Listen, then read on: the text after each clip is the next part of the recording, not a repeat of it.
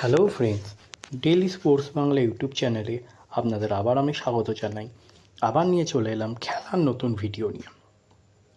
ইস্টবেঙ্গলের হট সিটে Antonio Lopez Habas, লাল হলুদ কোচের দায়িত্বে স্প্যানিশ হেড স্যার। লাল হলুদের নতুন head sir Antonio Lopez Habas. কার্যত ইস্টবেঙ্গলের হট সিটে বসলেন এই স্প্যানিশ হেড স্যার। লাল হলুদ কর্তাদের সঙ্গে প্রায় চূড়ান্তই হয়ে গিয়েছিল। সরকারি ঘোষণা ছিল সময়ের অপেক্ষা, সোমবার সেটাই হয়ে গেল। লাল হলুদের নতুন head sir Antonio Lopez Habas. কার্যত ইস্টবেঙ্গলের হট সিটে বসলেন এই স্প্যানিশ হেড স্যার। লাল হলুদ কর্তাদের সঙ্গে তার কথাবার্তা প্রায় চূড়ান্ত হয়ে গিয়েছিল। সরকারি ঘোষণা ছিল সময়ের অপেক্ষা, সেটা হয়ে গেল সোমবারই। ক্লাবের তরফ থেকে বিবৃতি দিয়ে জানিয়ে দেওয়া হলো 2026-27 মরশুমের জন্য ইস্টবেঙ্গলের নতুন কোচ হলেন অ্যান্টোনিও লোপেস হাবাস। ইস্টবেঙ্গলের হট সিটে অ্যান্টোনিও লোপেস হাবাস।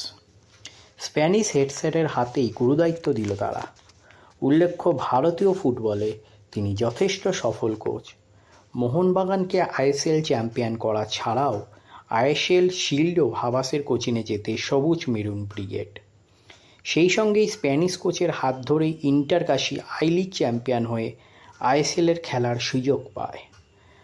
ভারতীয় ফুটবলকে একেবারে হাতের তালুর মতো চেনেন হাবাস। সেই অভিজ্ঞতাকে এবার কাজে লাগাতে চাইছে ইস্টবেঙ্গল টিম ম্যানেজমেন্ট। তাছাড়া তিনি একজন চূড়ান্ত পেশাদার কোচ। উল্লেখ্য, সোমবার দিনটা কলকাতা ফুটবলের জন্য যথেষ্ট তাৎপর্যপূর্ণ, কারণ সোমবার সকালে সরকারিভাবে সোশ্যাল মিডিয়া হ্যান্ডেলে ঘোষণা করা হয় কোচ সের্জিও লোবেরার সঙ্গে সম্পর্ক ছিন্ন করছে মোহনবাগান। তার কয়েক ঘন্টার মধ্যেই নতুন কোচের নাম ঘোষণা করে দেওয়া হয় মোহনবাগানের তরফ থেকে।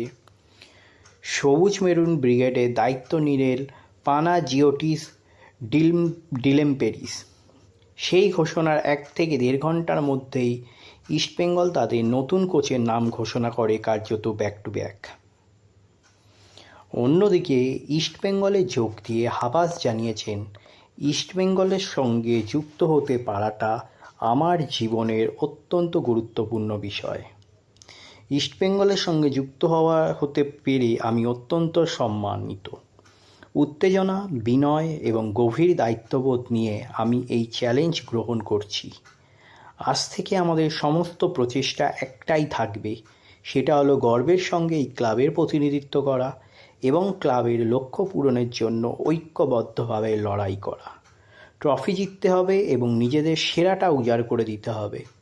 খুব তাড়াতাড়ি কলকাতায় গিয়ে সমস্ত সদস্য সমর্থকদের সঙ্গে দেখা হচ্ছে, অপেক্ষায় রইলাম। পাশাপাশি সহকারী কোচ হিসেবে ইস্টবেঙ্গলে যোগ দিলেন কার্লোস আগাস্তিন ফনসেকা তেজেইরো। তাহলে এই হলো আজকে আমার ভিডিও। আবার বলছি, আমার চ্যানেল যদি আপনাদের ভালো লেগে থাকে অবশ্যই আমার চ্যানেলটিকে আপনারা সাবস্ক্রাইব করে নিন, পাশে রাখা বেল আইকনটিকে ক্লিক করে দিন, যাতে সবার প্রথমে আপনারা আমার ভিডিও দেখতে পান। ধন্যবাদ।